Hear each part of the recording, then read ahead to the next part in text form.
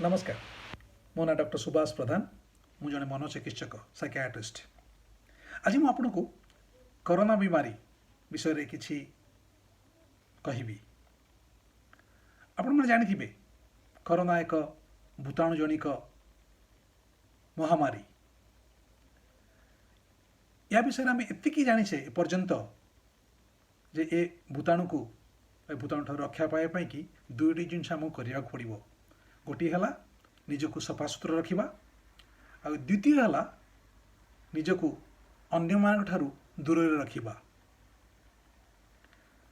असुविधा यह हूँ जे लोक मैंने जिते निजको अन्य मान ठारू दूर रखुंट बहुत समय जहाँ आजिकल लॉकडाउन कहूचे से माने बहुत चिंताजनक बीमारीर शिकार होती।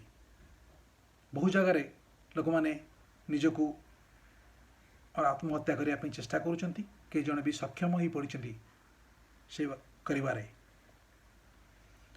बहुत परिवार रे अशांति देखा जाउछि। केते जन डिवोर्स भी नहीं सारी किंबा सेमानकर पारिवारिक संपर्क खराब रु खराब दिगरे गति करुछि। मु जे आपनको 5टी पदक्षेप विषय रे कहिबी आ तापरे मु लिखिथिबा गोटे कवितार किछि अंश आपनको सुनेइबी।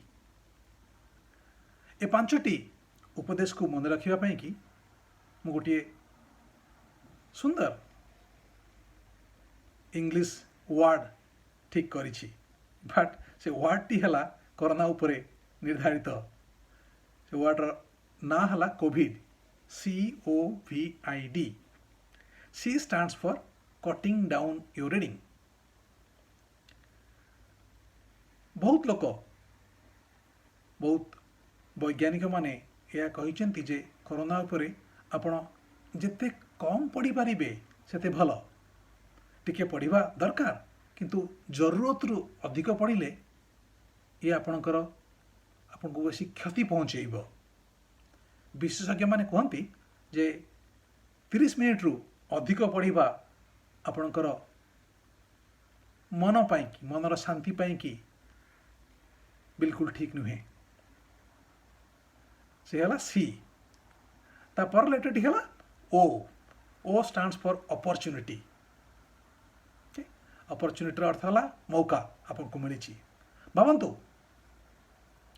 कोरोना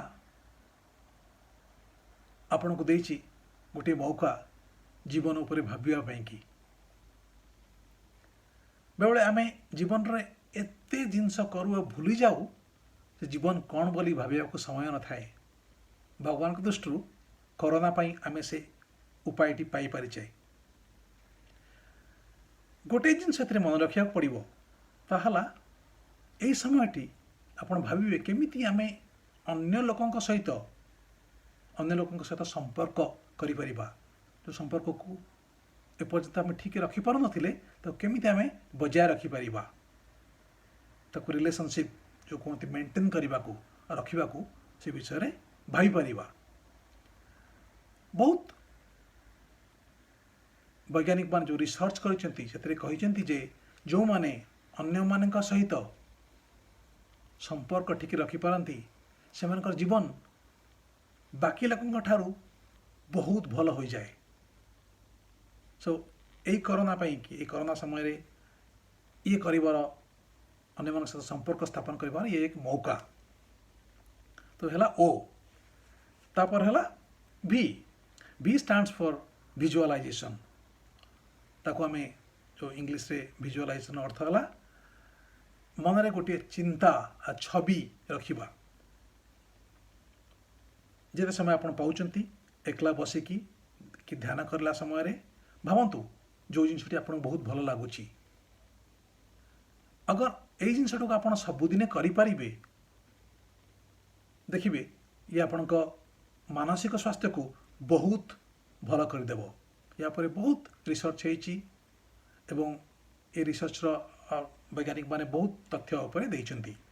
सो मन रखु विजुअलाइजेशन योगा ये सब जिनस सबुदिन किसी ना कि करने को पड़ो।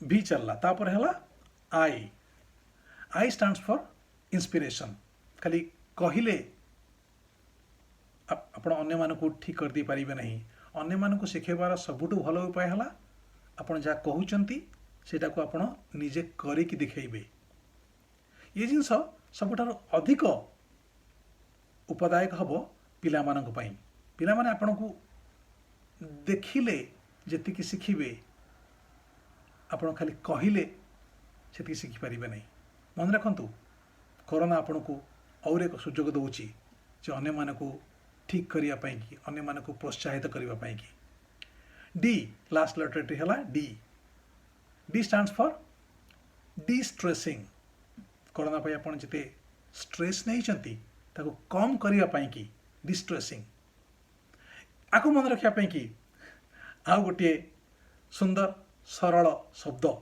ARE R A stands for acceptance, R for relaxation and E for exercise.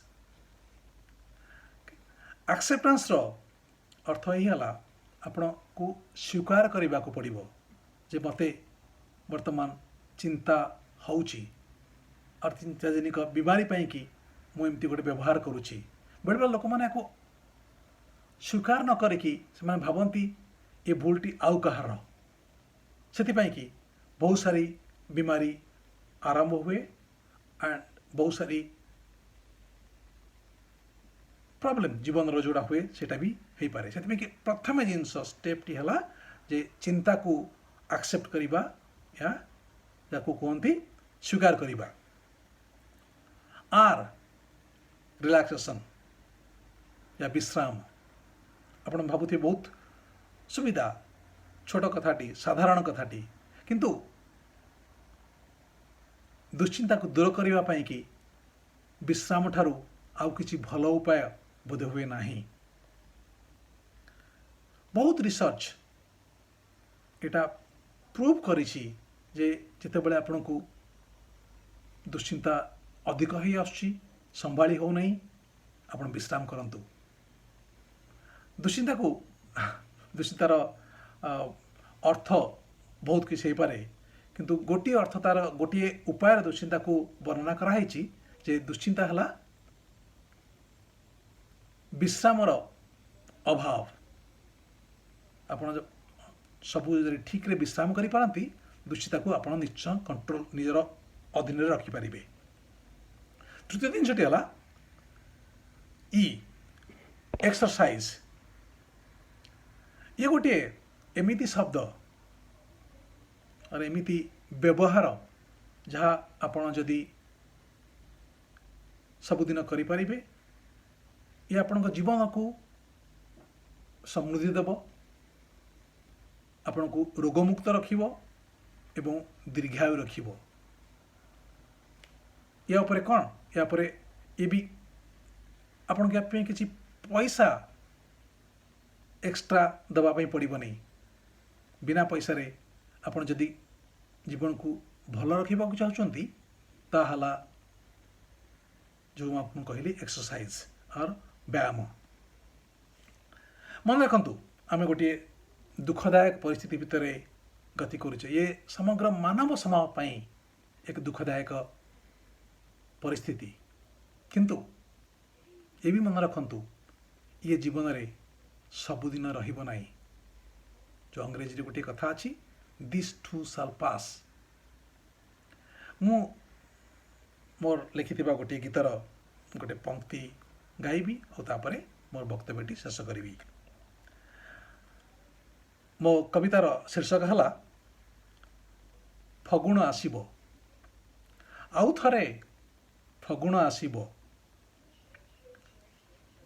आउ थरे फगुण आसीबो जीवन रे रंग भरी देव आउ थरे फगुण आसीबो जीवन रे रंग भरी देव छाई परे खरा ही आसीबो छाई परे खरा ही आसीबो मशाणी रे जीवन खेलिबो आउ थरे फगुण आसीबो।